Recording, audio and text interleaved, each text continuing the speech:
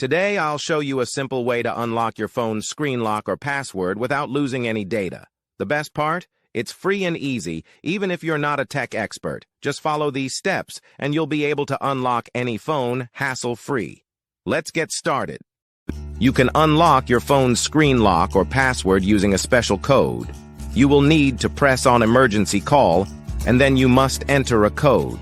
This code is unique to each type of phone and is provided by the phone manufacturer. In this video, we're using a code that works specifically for the type of phone we're demonstrating. Here's how you can get the code. Visit this website that provides unlock codes for free using a unique method. And that's it. Now you can unlock your phone without losing any data.